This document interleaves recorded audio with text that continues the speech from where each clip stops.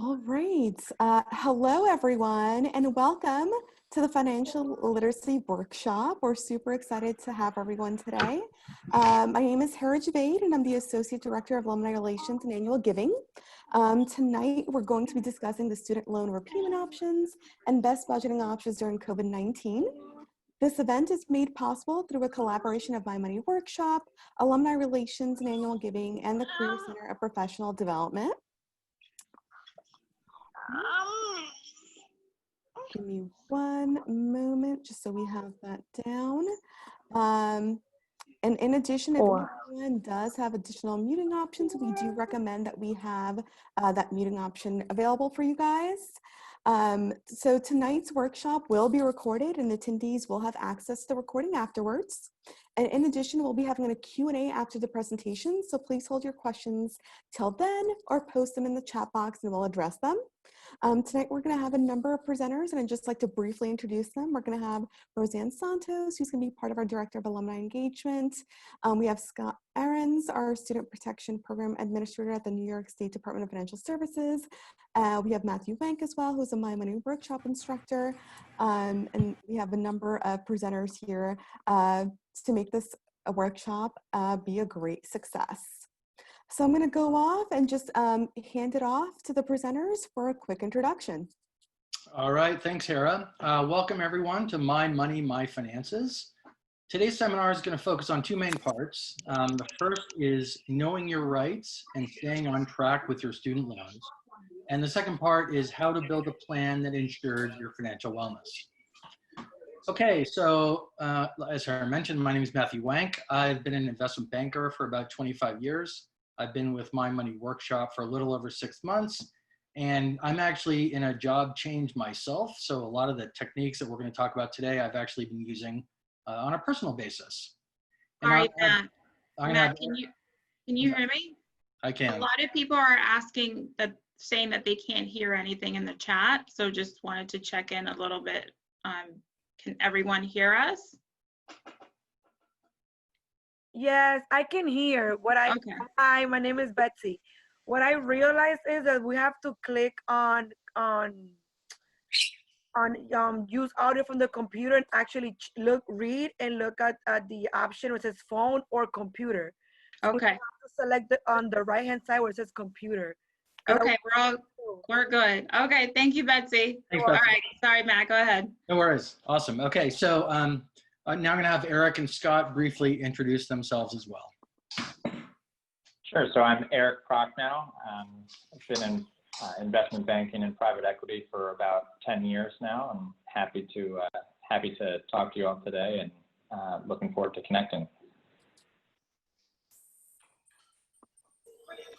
Hey, my name is Scott Ahrens, and I do work for the New York State Department of Financial Services. New York's banking and insurance regulator. You can join this. I do work in the Student Protection Unit, which was formed back in 2014 to provide this kind of outreach. And also we are going to be regulating the student loan servicers going forward. So that's very exciting. Thank you for having me, everyone. Awesome. Thanks, Scott. Okay, so My Money Workshop's mission. My Money Workshop's mission is to educate students like you to manage your finances wisely and to make a lifetime of informed decisions. All My Money Workshop instructors and guest speakers are volunteers. Please note that we provide the following information for educational purposes only during the live webinars, and they are not intended to be and should not be considered advice with respect to your personal finances. Okay, so the objectives, again, there's two major objectives. Scott is going to start. He's going to introduce you to resources and information about managing your debt as a recent graduate. And then I will provide you with tools to manage your money and reduce the stress via a plan designed to help you achieve a financially stable life. But before we get to that, I would love to hear from a few of you, whoever can, in the chat box. What is the one thing that you would like to get out of this workshop? So if you could type that in now, and then Eric's going to read a couple that he thinks are relevant to today's discussion.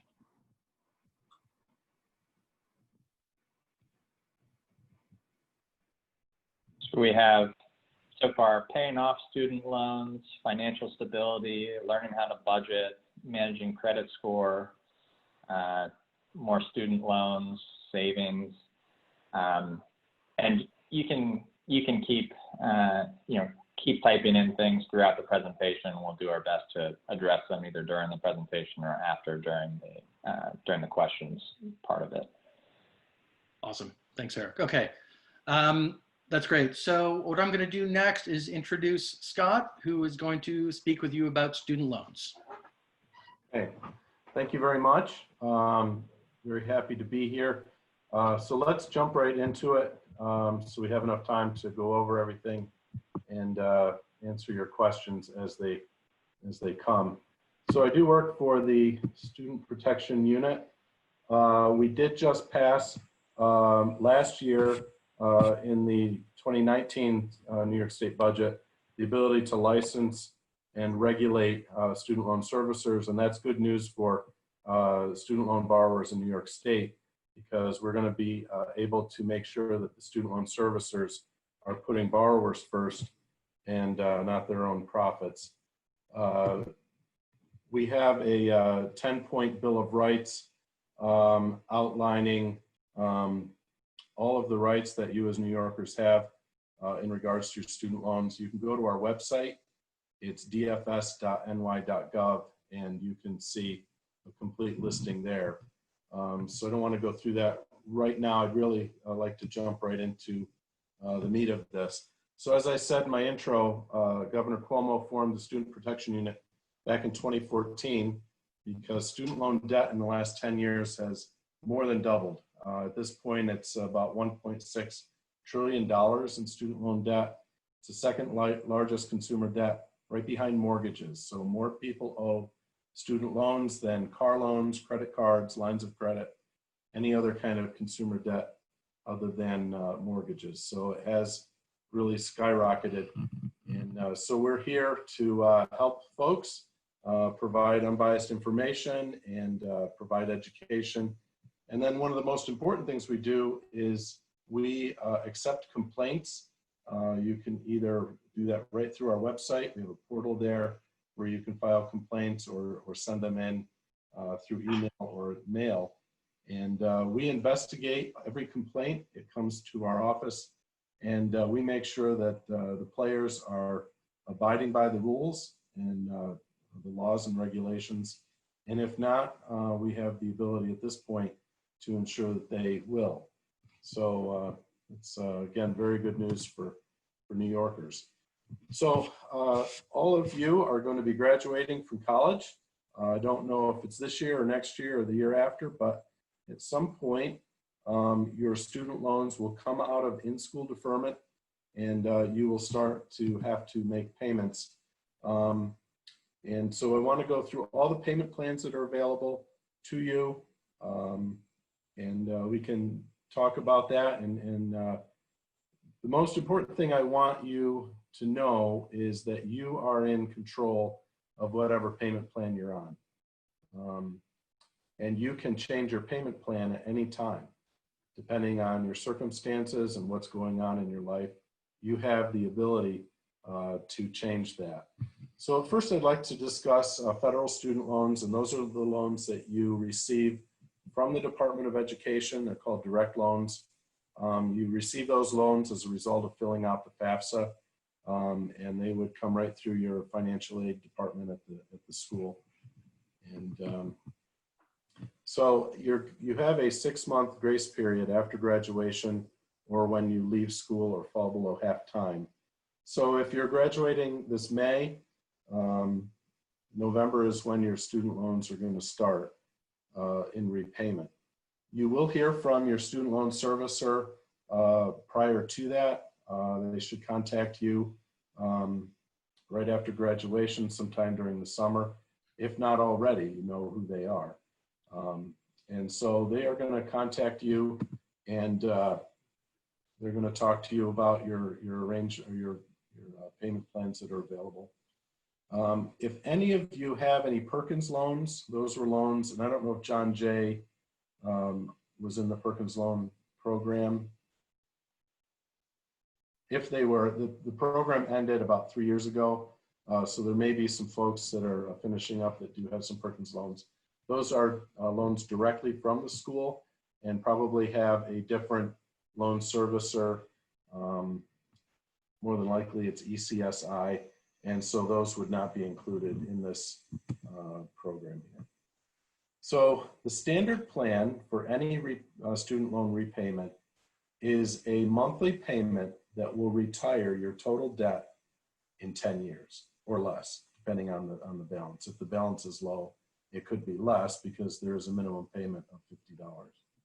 So if you think about it, every year you go to school, every year you fill out the FAFSA, and then every semester, fall and spring, you have a disbursement. And every year, the interest rate on those student loans changes. Congress sets the rate every July 1st of the upcoming year. But all of those student loans are going to be placed with one student loan servicer. And so you're going to receive correspondence from one servicer, and you're going to have one payment, even though you could have possibly 4 different loans with 8 different disbursements. So just want you to be aware that that is the case. And so the standard plan is whatever it takes to pay off your loan in 10 years. And this really is what your goal should be and what you should aim for. You're going to pay the least amount of interest overall with this plan, unless you do make extra payments and are able to pay it off earlier. But as we know, sometimes that's not possible. And I'm imagining that in the future, the near to mid future, individuals are going to need tools to manage their student loans that is not going to include the standard plan. So if you never talk to the servicer, they're going to send you a statement, and that's what your payment is going to be. The next plan we want to talk about is the graduated payment plan, and that plan also has a 10-year payoff unless you have a consolidated loan, and then if the balance is high, you can go up to 30 years. Those payments start small, and then every 2 years, there's an increase. So the payment, the first couple of years, the first 2 to 4 years is going to be smaller than the standard payment. And then at the back end of the loan, the monthly payments are going to be much higher than what the standard payment would be. But keep in mind, you can change your payment plan at any time. So let's say you graduate from school and you know, the job market's tight, you've got a part-time job or a couple part-time jobs, and you just cannot afford the standard plan. You can talk to your loan servicer, and you could go on the graduated plan. And that payment is going to be much smaller, especially for the first 2 years. And then let's say in a couple of years, you get a good job, you're able to afford a much larger payment. You can call your servicer back, and you can go back on the standard plan and finish out at a regular payment for the rest of the term of the loan. You do pay a lot more interest if you stay on the graduated plan for the full 10 years.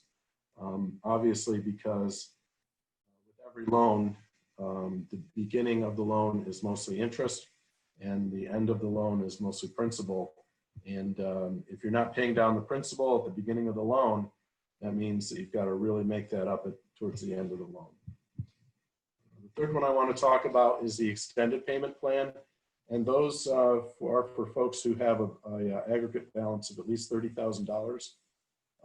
And you can extend the payments out for 25 years. So obviously a longer term is going to get you a lower monthly payment, but always keep in mind that you can change your payment plan at any time. With these first 3 payment plans, you do not need to provide any other documentation other than a phone call to the servicer. They have the ability to switch you in and out of these 3 plans with nothing more from you. So a lot of times for a lot of individuals, that works because especially the first couple years out of college, people are getting their feet under them and getting you know, set up in life. And you do a lot of times need a lower payment, which the graduated or the extended plan would provide. So now I want to talk about payment plans that are based not on the average interest amount and the principal balance and the term, but on what your income is. And these income-driven payment plans really have become quite popular. A lot of loan forgiveness programs require you to be on an income-driven plan. And a lot of payment plans, depending on your income and your family size and where you live, you could have a monthly payment of $0 and still be in repayment. You do need to request an income-driven plan. They don't automatically put you on that. And you are going to have to every year re-sign up for it, and you are going to have to provide some kind of documentation. Usually it's your most recent W-2, some paycheck stubs. They may request more information on your family size. And your loan servicer does have to, per New York state law and regulations now, notify you a month or two before the income-driven payment plan expires and work with you to expedite going back on that if that's what you so wish. So let's look at how they determine these income-driven payment plans. And the most important part is your discretionary income. And if you look at that second bullet there, there's income-based repayment, pay-as-you-earn, revised pay-as-you-earn. Actually, I'm going to go quickly through the slides real quick, just so you can get a good idea of how many there are, okay? So there was one. We have repay, we have pay-as-you-earn, we have income-based, we have income contingent, we have income-sensitive repayment. That's a lot of different income-based payment plans to choose from. And I really want you to focus just on this one here, pay-as-you-earn. That is the best income-based payment plan available, and all of you are going to qualify unless you were going to school prior to 2007. So if you've got some older student loans, you would not be able to do this. But for those of you more recent, this is the best one. So discretionary income is the difference between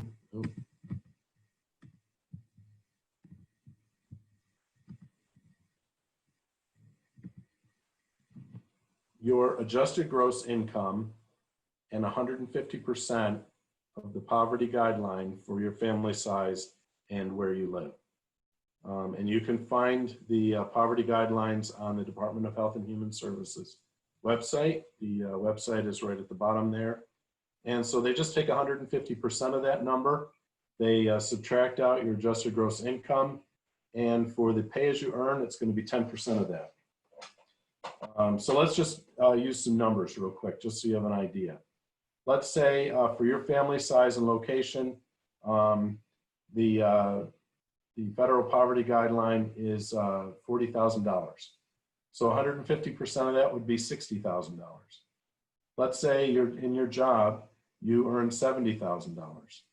So they would, from that $70,000, subtract out the $60,000, which is 150% of the federal poverty guideline for your family size and location. That would be $10,000. So they would take 10% of that, which would be $1,000, and divide it by 12, and that would be your monthly payment. It doesn't matter how much you owe. It doesn't matter what your interest rates. That is going to be your monthly payment for the year. And so long as you make that payment, you are in repayment and your loans are current. So that's how that works. So a lot of folks ask me, why are there so many different income-based payment plans? Well, how many folks remember President Bill Clinton and his administration? I see some smiles. He started the first one. Prior to the Clinton administration, it was just a regular repayment. That was it. There was not much else they could do. So they came up with an extended one. And it's 15 years to repay. The formula is based on your annual income, and each loan servicer could develop their own formula to determine what your monthly payment is.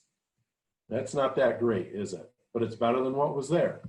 And then how many folks remember the George Bush administration?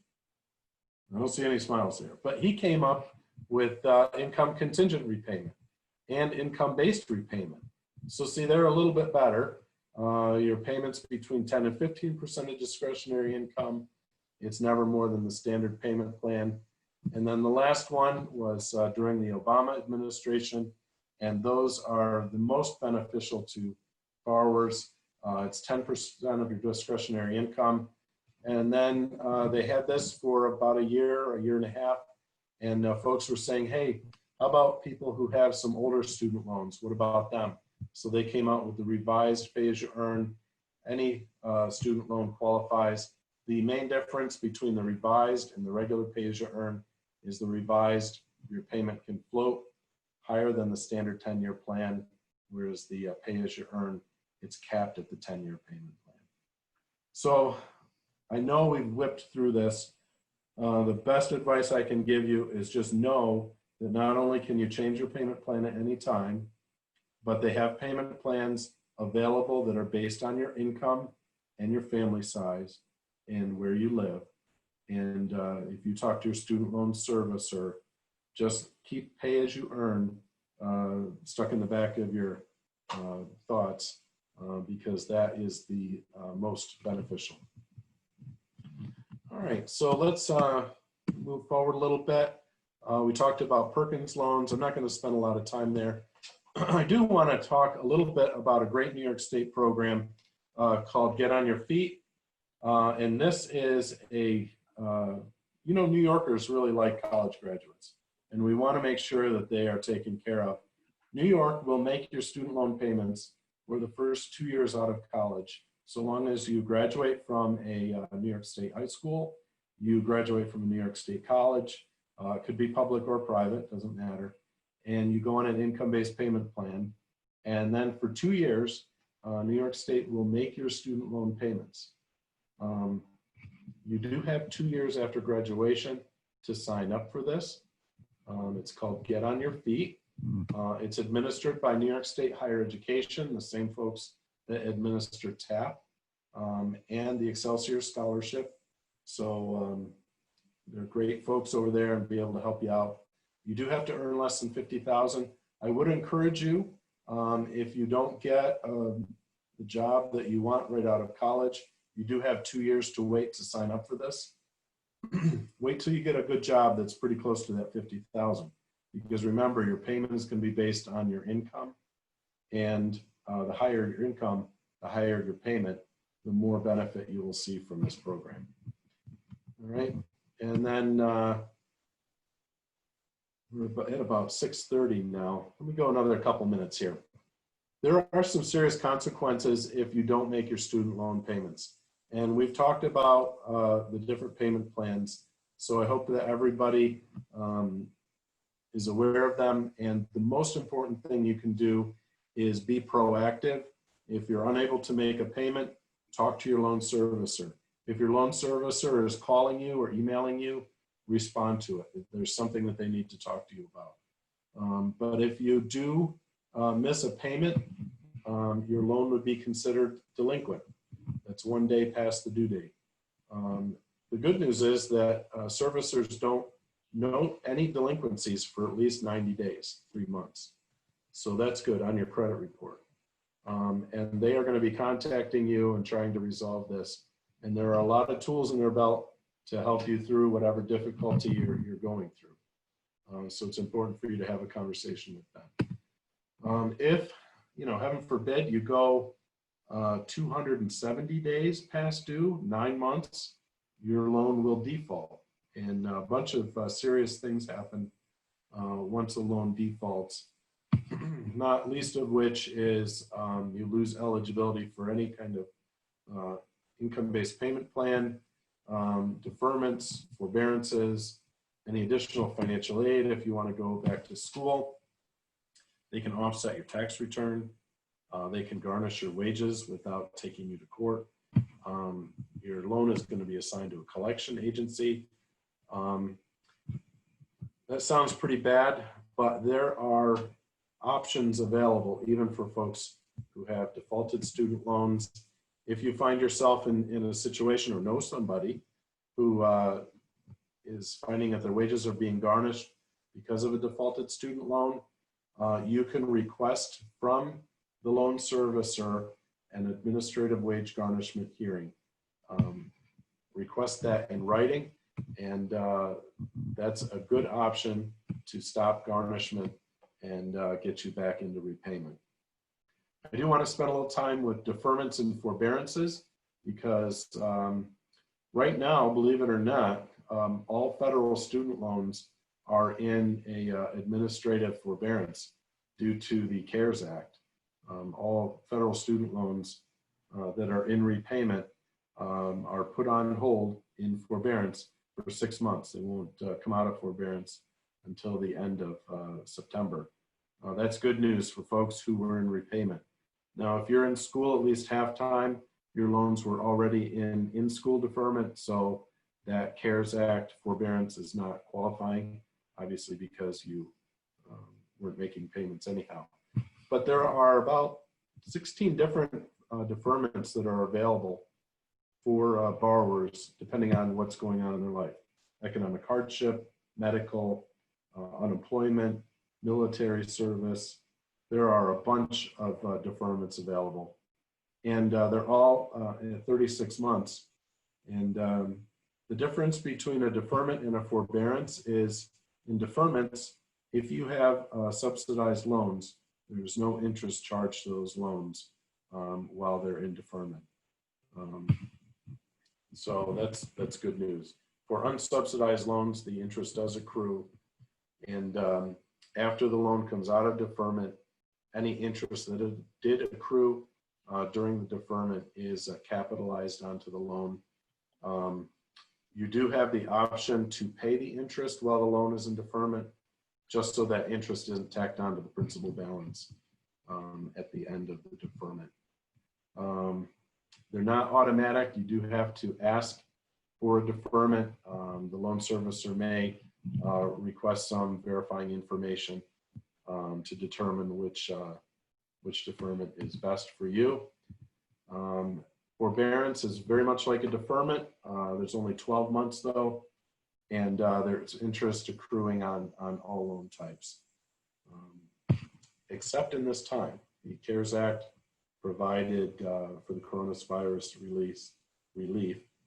There's no interest on federal student loans in the administrative forbearance at this time. So let's talk about, really quickly, student loan forgiveness. There's some great plans available, and just so that you know that every federal student loan qualifies for forgiveness, you do have to make payments for a number of years. For the revised pay and pay as you earn, it's 20 years, except if you have graduate loans, those are 25 years. So this means that you have to sign up and be in an income-based payment plan to make your payment every month, and every year you have to re-sign up. If you do that after 20 years, whatever balance is left over will be forgiven. That's good news. Just so you guys have an idea of what's going on in Congress, I don't know, there was some movement on this prior to our current situation, but they were talking about simplifying this process and getting rid of all those different income-based payment plans and having just one. And then what they were talking about is making it like 12.5% of discretionary income as opposed to 10%. But they would reduce the number of years down to 15 to have the student loans forgiven. So we'll see. They've talked about this actually for the last couple of years, trying to simplify that just so people understand it better and provide relief in 15 years as opposed to 20. So let's talk about one of the biggest forgiveness programs available, which is the Public Service Loan Forgiveness Program. You may be aware of that. It is available for anyone who works for any governmental entity, from the smallest village in New York State right up through the federal government at any level. And a lot of nonprofits for 501c3s qualify also. Basically, you have to go on an income-based payment plan, which would be pay as you earn. and you have to make 120 payments, and you have to work full-time for the entity. And those 120 payments don't have to be consecutive. So if you need to take a break, you could take a year off or 2 years and jump right back in, and it would build on that 120 payments.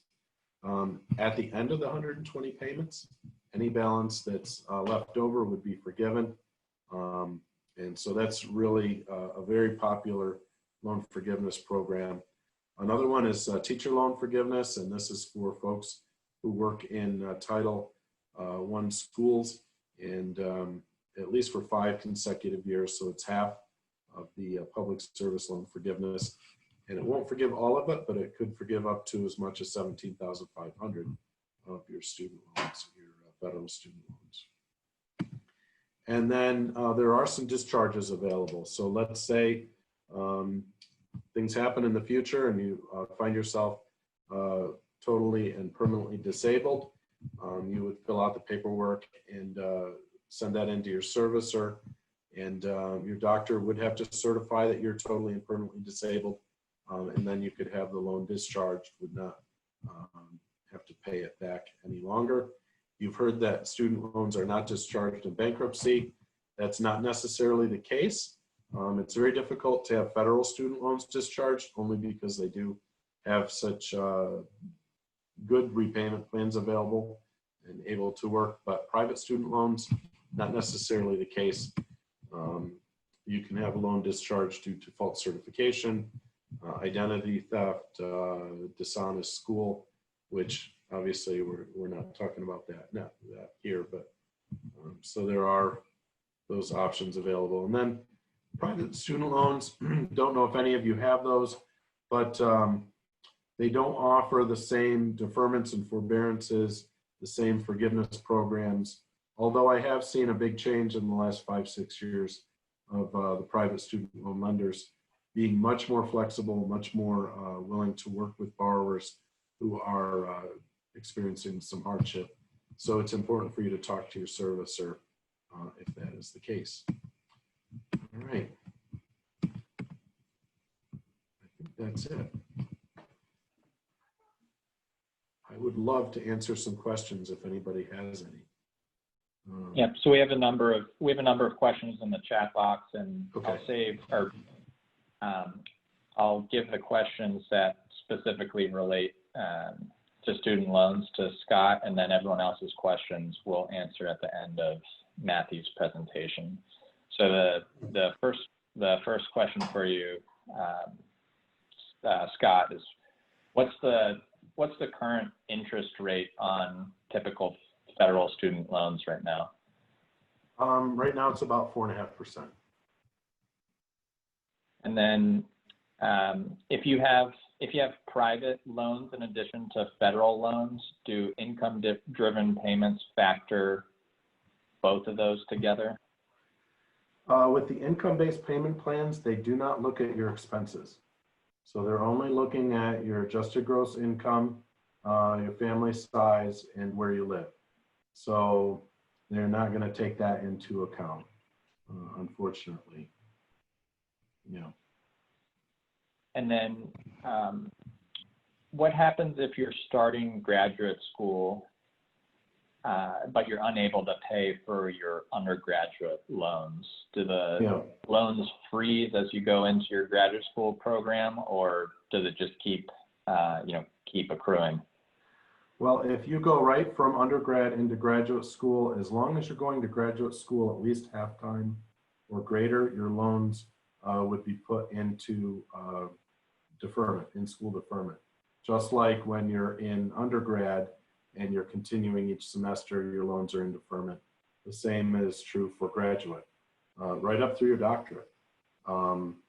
So you don't have to worry about that. And the interest rate on all federal student loans is fixed. It's not ever going to change. So you don't have to worry about that either.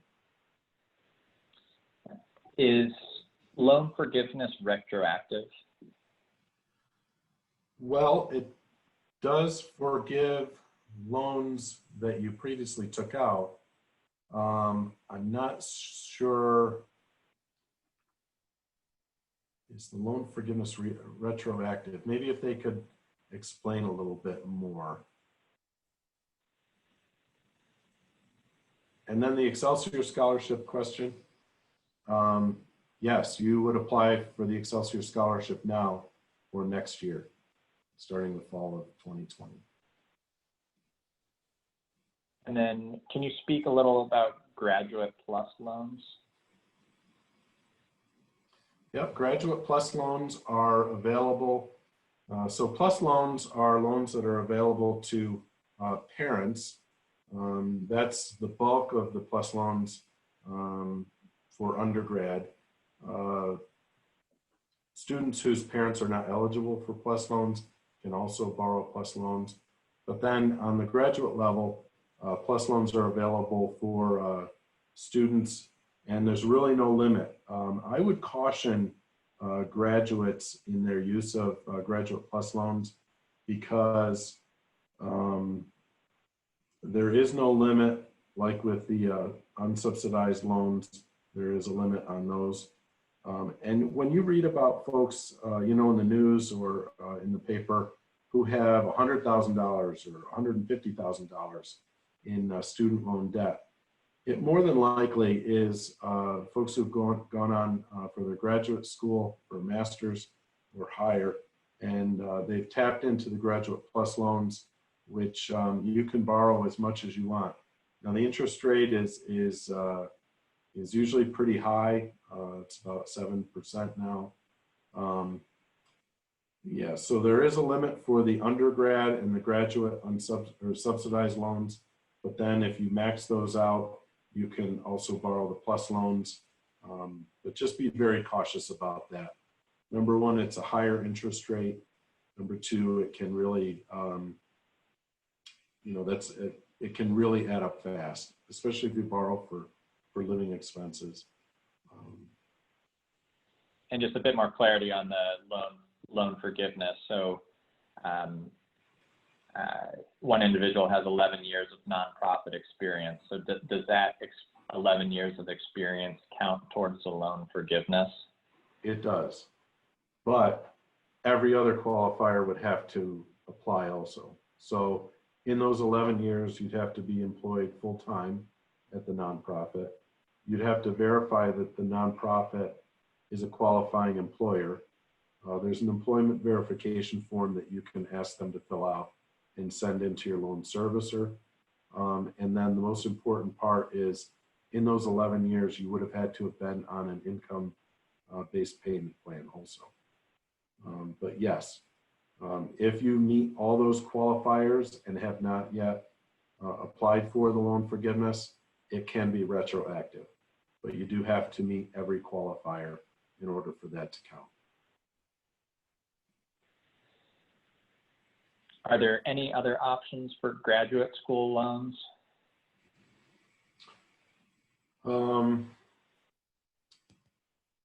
Well, you can max out the unsubsidized loans. The Graduate Plus loans are available. The private student loan market can be, depending on your credit score, an option. A lot of times, though, they will require a cosigner, which, you know, whether that be a relative or a friend, just bear in mind that a cosigner is just as responsible for the student loan as the borrower is. I would really encourage folks that are going on to grad school and finding it very expensive to really look into scholarships, look into working your way through graduate school, maybe explore some other options like that. Just because we interact with borrowers all the time, and especially borrowers that are having difficulty, and especially borrowers who have really large amounts of debt. And so you need to look at, you know, what your major is, what your income potential is with that degree, whether that's going to really facilitate you paying off large sums of money, and if there is any way that you could really dive into the scholarship world and try to maximize that. or even work and go to school at the same time, even if it took a little bit longer to finish grad school. At least in the end, you wouldn't graduate with the debt that you would if you borrowed the money to live on and go to school. So, Thank you, Scott. So in the Yeah. interest of time, we'll shift the presentation over to Matthew now, and for the few questions that we didn't get to related to loans, we'll save those for the end of the presentation, or can answer them in follow-up by email. Thank you again, Scott. Okay, awesome. Thanks, Scott. Hopefully everyone sees the next page in the presentation, Ensure Your Financial Wellness. So the question is, how do you ensure your financial wellness? That's what we're going to be talking about in the next few minutes. I think it's important to note that, like the rest of your health, financial wellness management is huge. So in terms of, physical difficulties in this COVID-19 environment, hopefully you're outside getting exercise and eating properly. The emotional and mental distress of what's going on, hopefully you're using loved ones to talk it through, and that helps. And what we're hoping to provide for the financial difficulties is some tips to manage it. So here are 4 points that you need to tackle to get your financial wellness plan on track. So the first is crucial, and you have to do this first, which is identifying financial goals. Once your goals are set, you can create and manage a budget. That's a big part of it. We're going to talk about that quite a bit. Third is establishing and managing your credit. Scott obviously just talked about student loans, which I'm assuming for most of you is a big part of what you're dealing with nowadays. But credit is going to be important for the rest of your life, and we're going to talk about how to manage it going forward. And then finally, this is something that you may not have thought about in the past, but I think given this current environment, it's especially poignant, is creating an emergency fund. And then I'll also tack on over the longer term, saving for the future. Okay, so before we get into it, let's talk about what gets in the way. I'm not good with money. It's so difficult. There's never enough money. There are way too many temptations. And I love nice things. Completely. We've all thought this stuff. There's no one that hasn't, right? But hopefully with what we're going to talk to you about now, and as you manage it going forward, a lot of these issues will become less of a problem for you. Okay, so setting your goals, first step, as we talked about. What is a financial goal? Well, one definition is a desired result from one's efforts to achieve personal economic satisfaction. Okay, so is your financial goal SMART? And we're going to talk about what that means. We use an acronym, SMART. First of all, is it specific? Is it a specific financial goal, or is it just some vague, like, general idea which is going to be difficult to reach? Is it measurable? The nice thing about money is it often is measurable. You can count it. Is it achievable? You don't want to pick something so outlandish that it's going to be ridiculous to meet, right? Or else you're not actually going to go after it. Is it relevant? And we're going to talk about values in a moment, but this is going to be different for different people. And then finally, is it time bound? And this is an important one, meaning is this financial goal, is there a set time limit that you're hoping to reach it in? Okay, so let's talk about what I would consider a SMART financial goal. My intention is to rent an apartment next year for around $1,500 a month. I'm assuming for most of you this is relevant, first of all. It's specific, it's rent for an apartment. There's a time next year you want this to happen, and there's a countable amount, $1,500. And depending on your income situation, hopefully $1,500 a month is reasonable. If not, choose a different number. Okay. If you don't have it already, you're going to be getting a worksheet which will help you walk through ways to create these financial goals. And once you have them set, now we can talk, once you've done that, we can talk about budgeting. And budgeting is obviously a huge part of your financial wellness. Okay, so what are the benefits of a budget?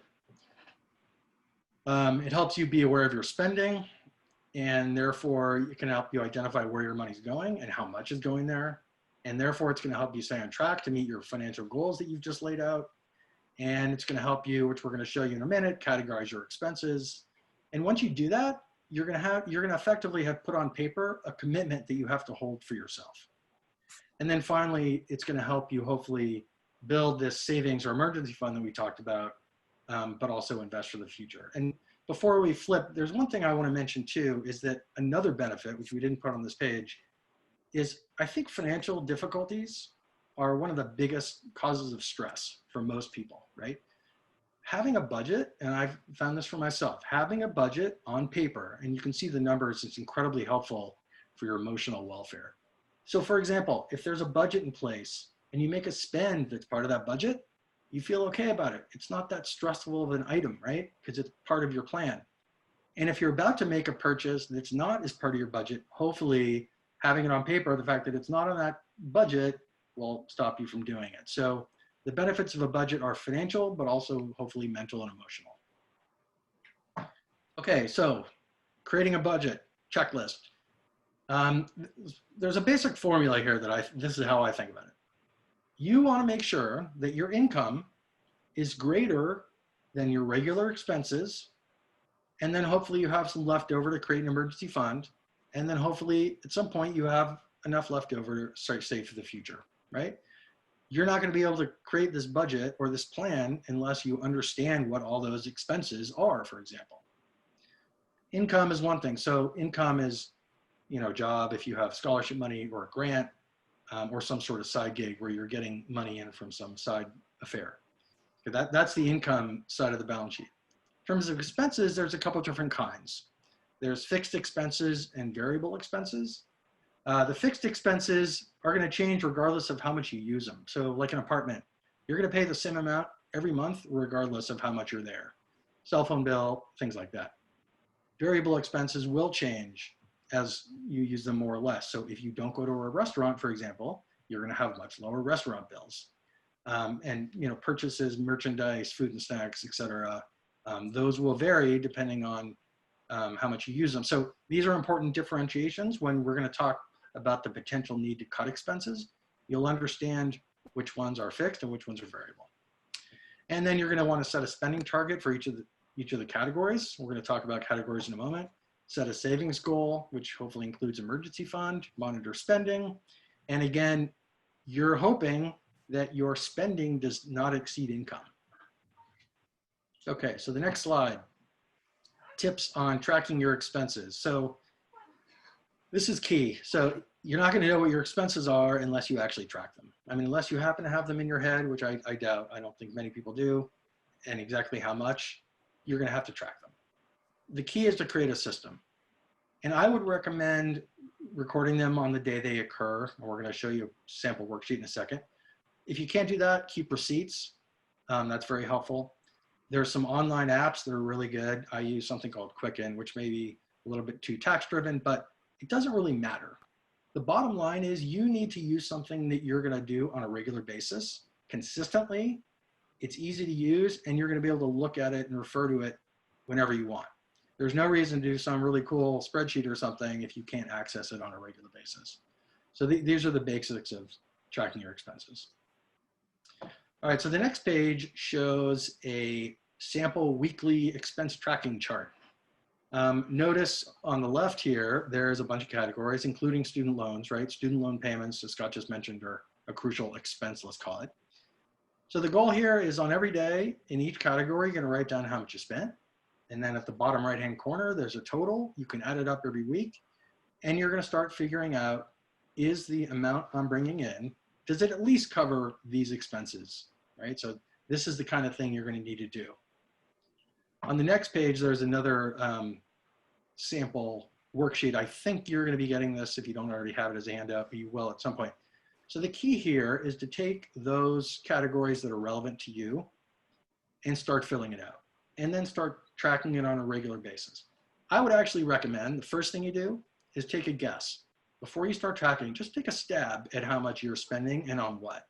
And actually, I think it'll surprise you. It's actually kind of fun. It'll surprise you. I noticed when I did this, I was spending a ton of money on lunch. I didn't realize I was. It just felt natural just to go buy lunch every day, right? So that act alone may be reel in my lunch spending a little bit.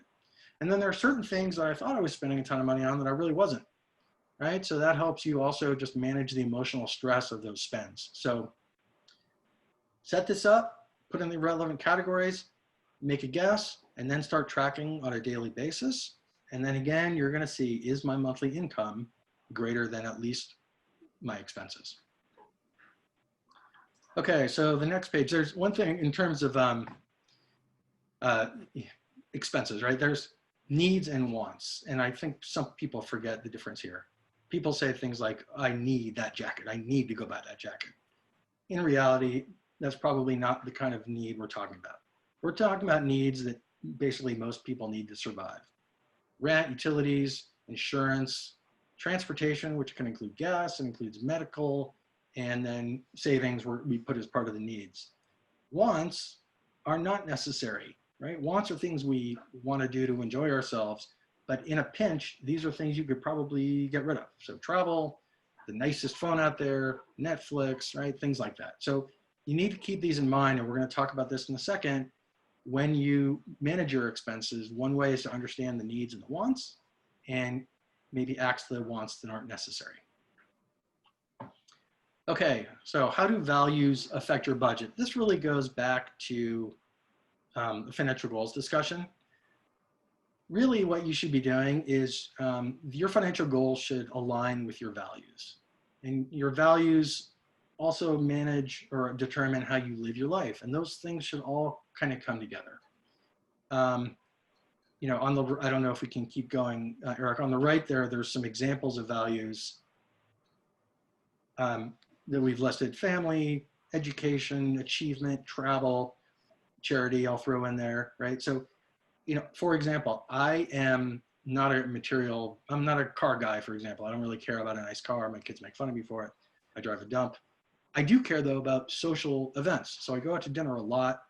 I understand what my values are, what's important to me, and those are part of my budget. For other people, a nice car is probably part of their budget, but not for me.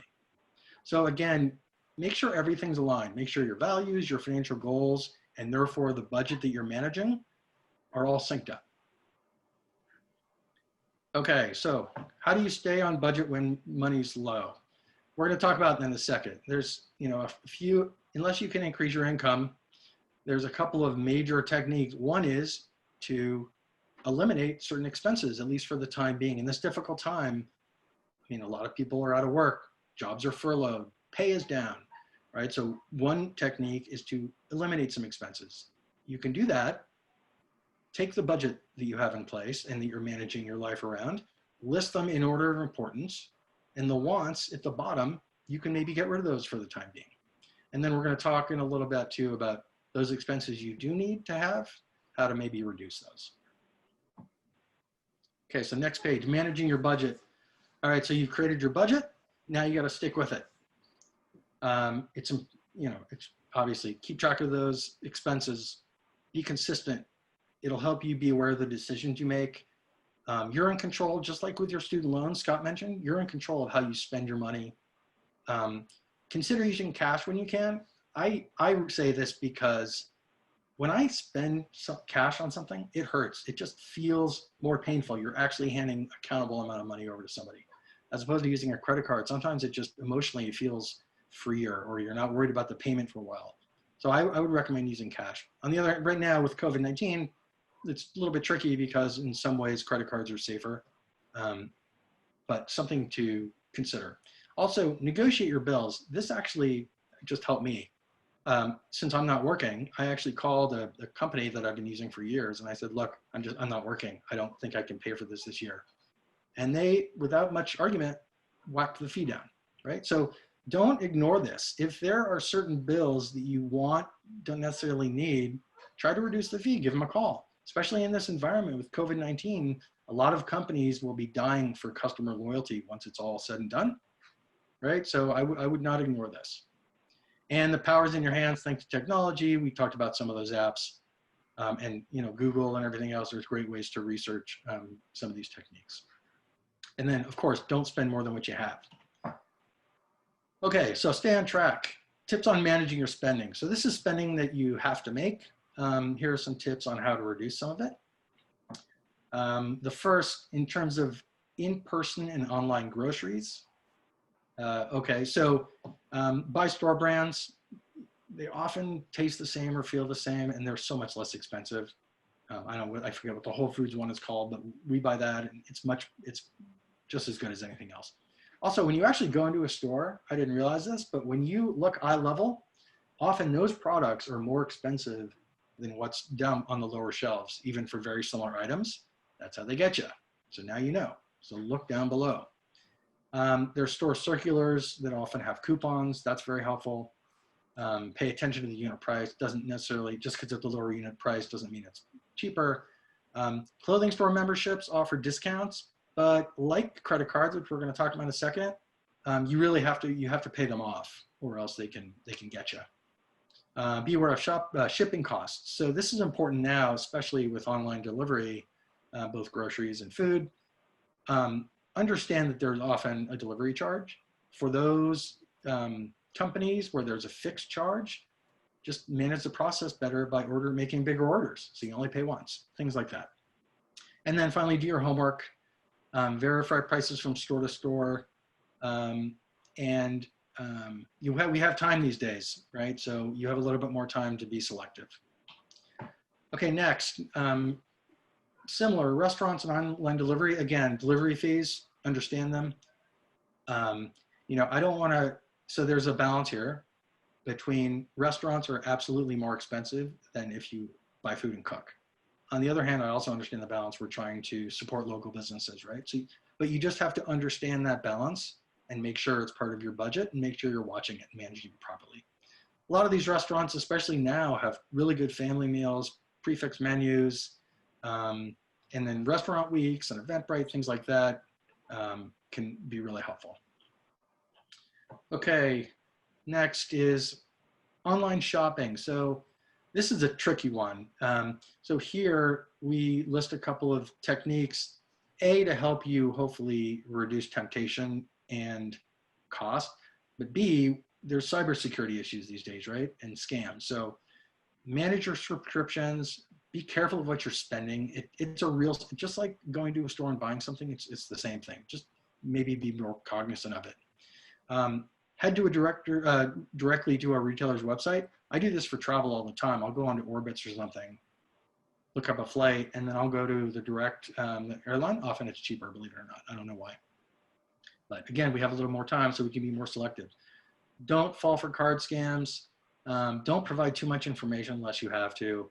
And then be careful of what site, this is a big one, be careful of what sites you're using, especially if an email comes into you, be careful what you're clicking. Okay, shopping via smartphones. This is like online shopping on steroids. I mean, how easy is it? You get an email or something and you see something you like and you just click, and next thing you know, you have a cool item. Just be really careful. Also be careful, I didn't mention this before, be careful about storing your payment information on the website. This does two things. One, it just, your credit card's not dangling out there in the public.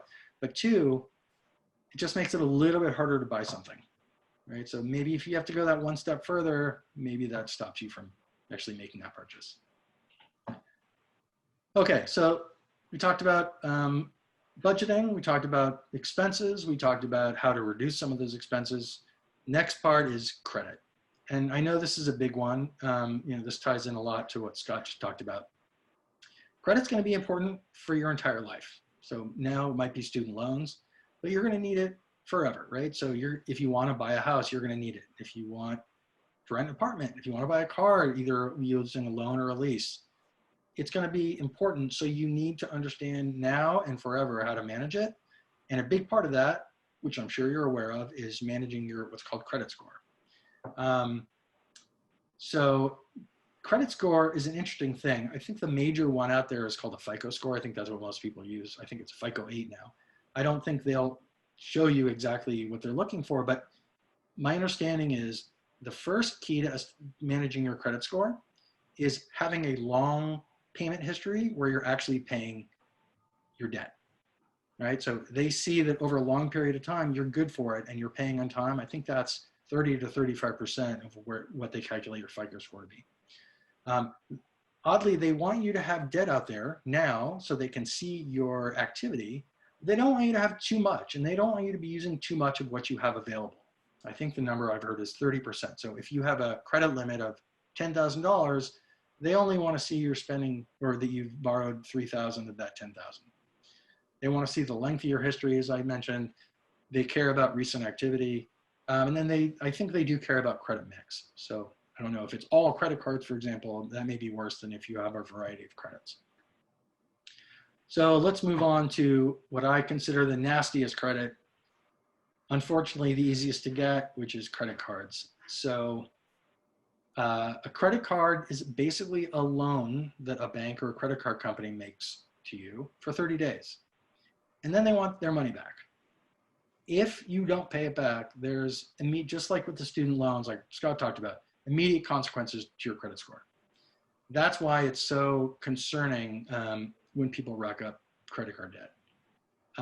You need to be really mindful, and we're going to go through an example in a second, of how much your interest charges are, what fees are if you don't pay your balance. I honestly would recommend doing anything you can to freeze your spending before getting into credit card debt. I use it, but I use it knowing I'm going to pay it at the end of the month. It's great for miles and things like that. And a lot of items now you have to use a credit or a debit card. And in many ways, credit cards are safer because if there's a dispute, for example, putting it on a credit card often is safer than a debit card. That being said, you really have to be careful using credit cards. And the next page shows a simple example why. Let's say you buy a $2 cup of coffee and you decide not to pay that $2. You're going to get hit with interest after a month and a late fee. And then you're going to get hit with another late fee and more interest after 2 months. So your $2 coffee turned into a $73 cup of coffee. Just imagine what happens if you do this with real purchases. It can exponentially grow, which is what you don't want to happen, and be very difficult to pay in the future. Okay, so more tips on managing your credit. It takes time. As I said, they want to see a long payment history. I actually just suffered this recently where my son tried to rent an apartment and they said no, because he didn't have enough credit. He should have started, we should have helped him. He should have started by taking some credit cards early on when he was of age, and maybe putting, even if he was going to pay it off, which he would, a little bit every month, right? To start building this credit history. And once you start taking credit, you're going to want to keep track of your credit score and credit report. I think you'll get a handout with some agencies that you can use and how to access them. And I think you get a free credit report, if I'm not mistaken, every year, which you should be checking. Okay, so again, we talked about creating financial goals, which you then use to create and manage a budget. We talked about credit. And now the next step, which again, we noted is especially poignant right now, given the situation, is building an emergency fund. I didn't know this. 40% of Americans cannot pay for a $400 emergency if it happened right now. On the other hand, if you look below, it says on average, emergency funds should cover at least 3 to 6 months of your monthly expenses. Those things don't jive. So that means generally the population is not doing this properly. So I think it's something that's really important. And I think given, unfortunately, the job losses and furloughs and everything, it's hitting home, and hopefully it makes it more urgent for you. So a couple of additional points. Take advantage of direct deposit. So if you do get a paycheck, have it go directly to your checking account.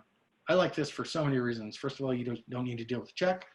It goes directly into your account. So when you have to pull some money out, it feels, again, a little more painful emotionally. So hopefully you won't do it as much. And then it ensures that it's going to your bank account without you doing anything. And then finally, we can talk about this a little bit. Take advantage of any 401k opportunities that your employer offers. And this speaks a little bit to the emergency fund, but more to the saving for the future. 401ks are an awesome way, A, to make sure that your money is going towards your future savings, and B, doing it on a tax advantage basis. Okay, so speaking of saving for the future, here's a couple of examples of people that have tried to start saving for the future. And there's a couple points I want to make. So individual A is Maria. She put away $5,000 for 7 straight years. Cool, and then had to stop. Joe didn't save for those first 7 years. He probably couldn't, which is fine. And then he said, okay, I'm going to save $5,000 for the next whatever years. Notice that Maria put in a lot less, $35,000 versus $170, yet they basically end up with the same amount. The point here is the earlier you can start saving, the better. I understand this might be a difficult time with incomes down, so maybe it's not possible, but just have in the back of your head, the earlier you do it, absolutely the better, no question, and consistently. And the reason it's better is this compounding effect. Notice that Maria's accumulation goes up like exponentially. That is due to compounding. So the money in her accounts, it's increasing, and then the money on that money is also increasing. Okay, so those are 2 points. Okay, so sort of talked about a lot of topics here. Key messages: use your budget, implement good habits, please. Have a bank account, 401k if possible, use direct deposit, and then live within your means, please. Make sure that income is at least covering your expenses, and then hopefully you can again save. Manage your bank budget, bank account debt monthly or more often if you feel like it. Be a smart shopper, use some of those techniques. Set smart financial goals. You should be doing that first again. And then save regularly. Put your money in a savings account, direct deposit, anything you can do to kind of get it away from you.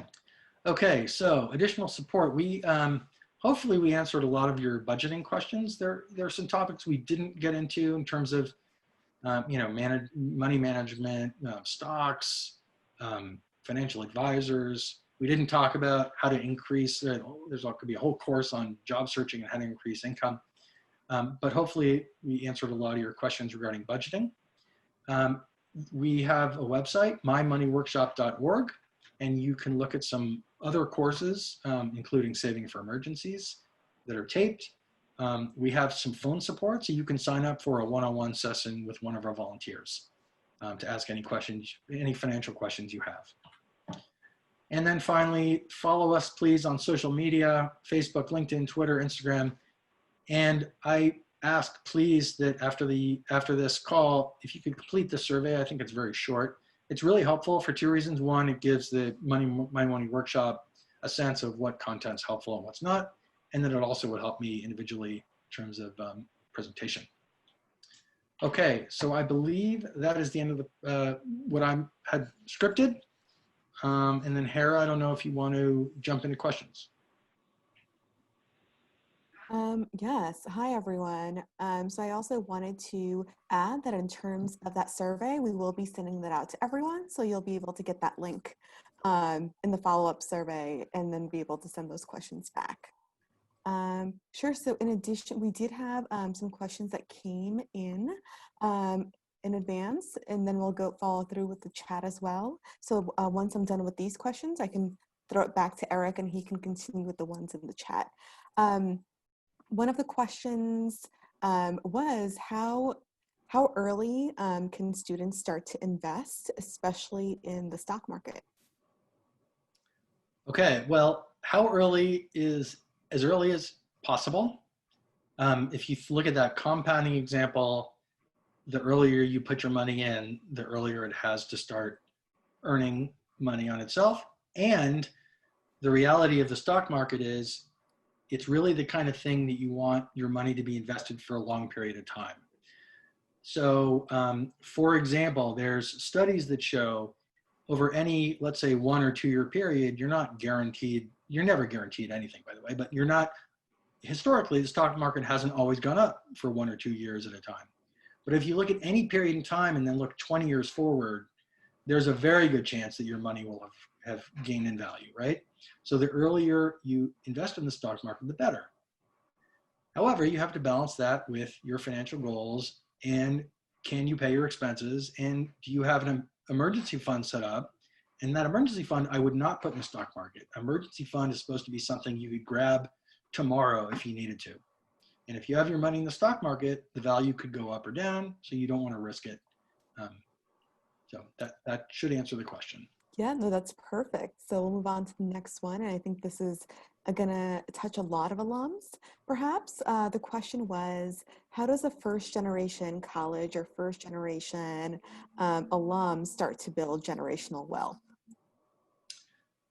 Good question. Well, so ignoring getting some banging job that pays a ton of money, right? Like a normal person, it's going through this exact process that I discussed. creating financial goals, and managing your budget appropriately. And then when your income changes, hopefully you'll have more ability to save, and you create this savings as we discussed, which will hopefully build into a much larger number. So there's no magic bullet. There's no like crazy investment that you can just, put some money in and you're going to be definitely rich in 30 years. It's all about this whole process and doing it consistently, right? So people that put a little bit of money away every year, they usually end up with a much larger savings than those people that kind of sporadically spend and then maybe save a larger amount and then spend some more the next couple of years. So it's all about consistency. And again, it's because of compounding. Perfect. No, thanks so much for that. Another follow-up question was, would it be necessary to have a financial advisor as a young adult? Or should you be looking more towards, perhaps different webinars or seminars out there about financial literacy? That's a good question. I may take a stab at this, and then if anyone else wants to jump in, feel free. I think regardless of whether or not you use a financial advisor, you want to become as financially literate as possible. So even if you're a seasoned financial professional, also you may decide whether or not it's worth having a financial advisor, right? So they're not mutually exclusive. Financial advisors can be helpful, especially for those people that don't have the time to track their investments themselves, or they just don't, it's not something they want to do. On the other hand, you need to, first of all, there's fees attached to a financial advisor, and you need to ensure that their interests and your interests are aligned. And that's not always easy to determine. So it's not something you should just jump into without doing your homework. Thanks for that. And then we also have one specifically about addressing emergency funds. So the question was, emergencies always seem to arise when we least anticipate them. How can someone successfully create an adequate emergency fund while addressing ongoing, reoccurring financial fires? That is a good question. So again, there's no magic bullet for that one. So yes, I mean, at least I like the idea that this person's question, they understand the balance here. Here's one easy way to, I didn't talk about this. One easy way to create an emergency fund. Start with $1 today. Tomorrow, make it 2. The next day, make it 3. So you're maybe slightly increasing your amounts put aside for this emergency fund. You don't realize it, but by the end of, let's say, a month or 2 or 6 months, you're going to have a pretty decent amount, right? So it's maybe, let's say you're at the point where your income is just meeting your expenses. Maybe you're gradually increasing your expenses to help build that emergency fund. So it's just a balance you're going to have to understand. But if you don't have a budget, this is the key. If you don't actually have a budget that shows the numbers, it's going to be very difficult to manage that whole process. So the more you understand, the more information you have, the more you're going to be able to do it properly. Perfect. So that mostly covered some of those questions, and I guess now we should head over to the questions in the chat. So there are a number of questions from folks about, specifically relating to COVID. So, with income uncertainty, job instability, et cetera, how do you go about managing a budget and managing, loan and credit card and debt payments with all that uncertainty out there? Yeah, that's a good question. So actually, Scott, I don't know if you're still on and can hear me. I would like to hear your opinion on this. Let's say you have credit card debt and student loan debt, and you can only pay off one. What's the bet? Do you think you pay off your credit card debt first and then your student loan debt?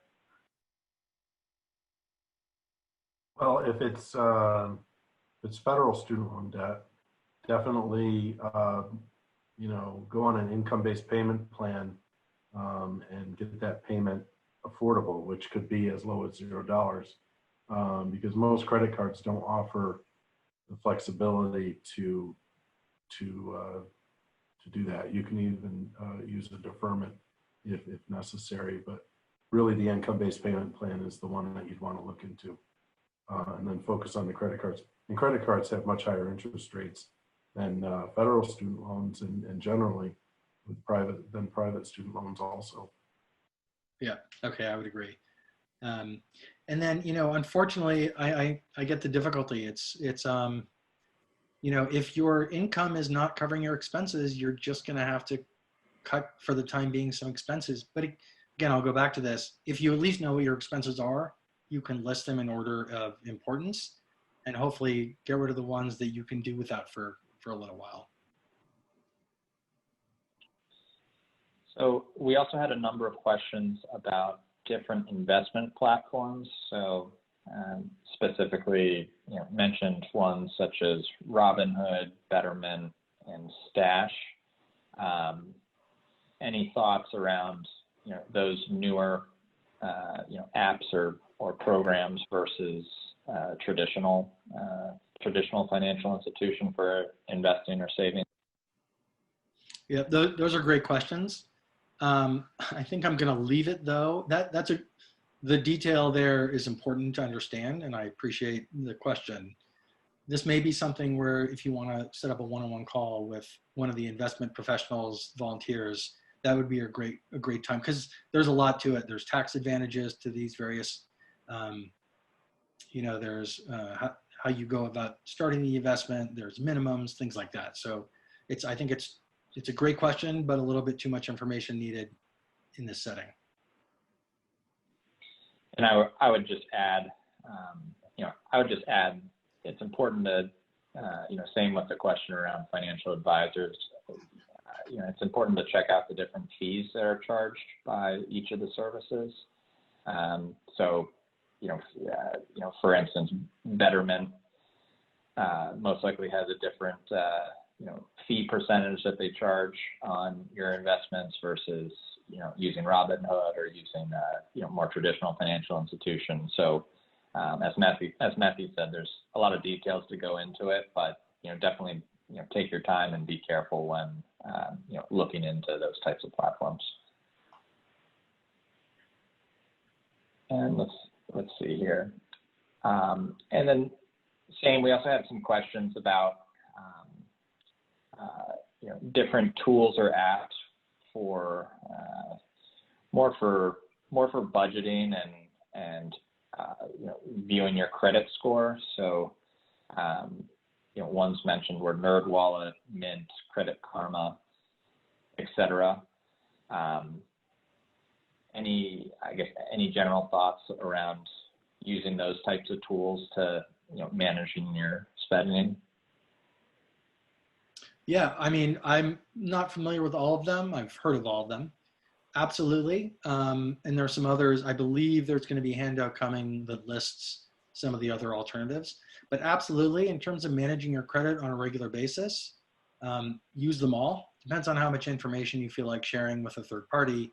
But that stuff is really important. I mean, I use Equifax, just personal preference, something I just, and I find that it gives me all the information I need. I see all the credit cards that are feeding into my credit score, what my credit score is.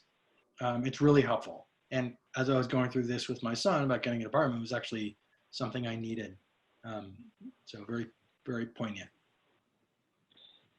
So going on with credit, if someone has had some credit issues in the past and now they have a relatively low credit score, what are some steps that person could take to increase their score? Yeah, that's a good question. I think the first step is start paying your debt on time. And then it's going to take a little bit of time, I think, to build up the credit, but I think you will see it starting to go up immediately. So yeah, it's just, I think, creating good habits. And again, that kind of goes back to, I don't want to beat this horse too much, but creating a budget, understanding the numbers, understanding how much you have to spend to cover your credit cards and other debt, and then just going forward, create a good credit history.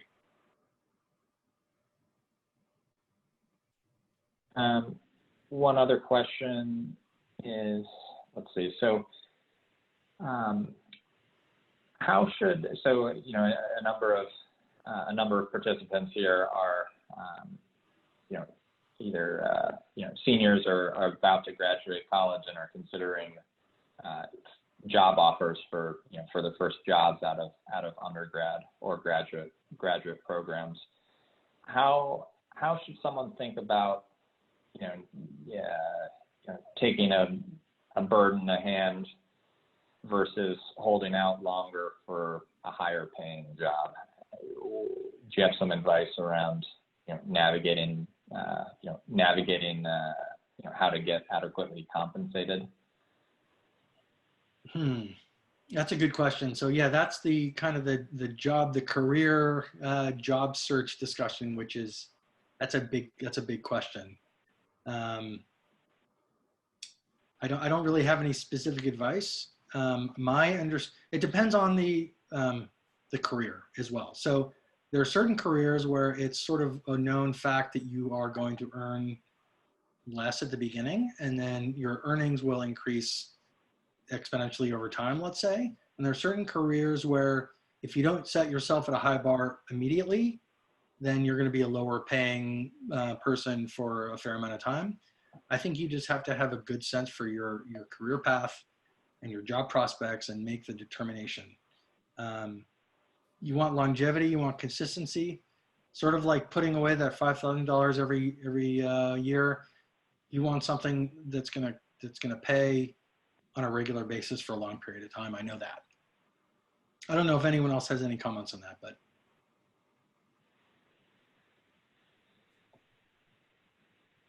Yeah, I think it's a tough question. It's a tough question, especially when you're considering immediate income and having more certainty versus holding out if you think you can get a higher paying position.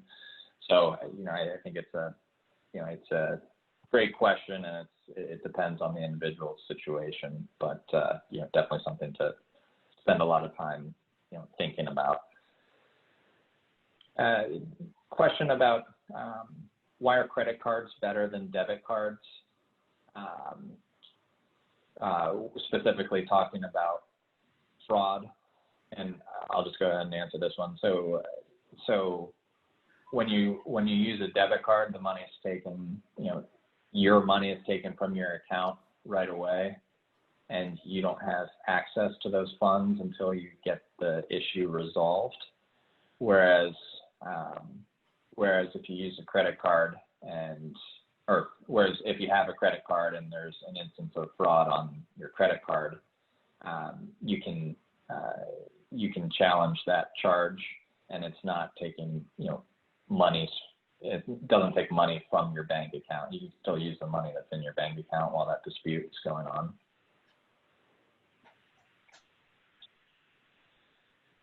Let's see.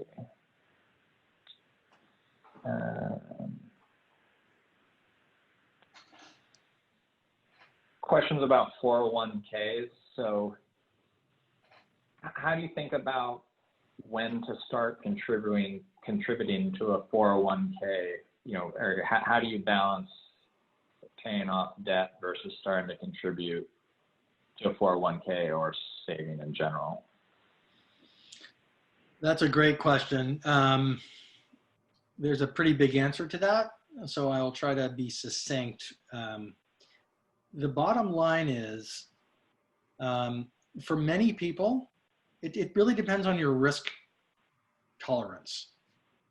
So there are people that just feel more comfortable paying off their debt, and then once they've paid off all their debt, then investing for the future, right? It just feels better not having this kind of credit issue lingering. There are some people that want to take additional debt so they can invest in the stock market.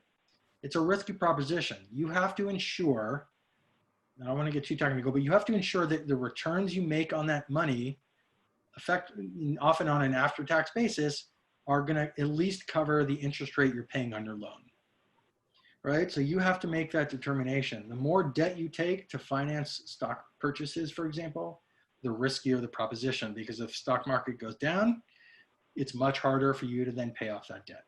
So that's a personal preference, and that is something you have to think very seriously about going forward. And so that's the calculation. So we're just about at 7:30 here. There's 2 or 3 questions that haven't been answered yet, but perhaps we could answer those by email, or what do you think is best, Sarah? Sure. Yeah. So for any questions that we haven't answered, we're going to make sure we congregate all of them, and then we can reach out via email. And that would be like a great way to just make sure everyone has what they need. In addition to that, we're also going to be sending out follow-up emails.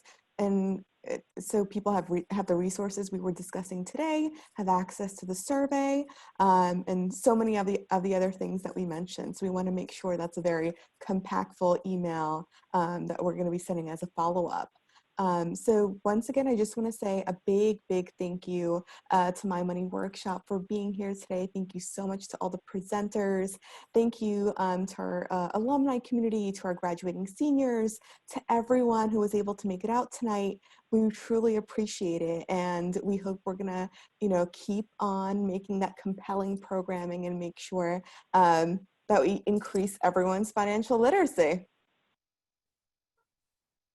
All right, so once again, thank you to everyone, all the presenters, and we look forward to seeing everyone again soon. And I hope everyone has a great night. Thank you. Thanks, everyone.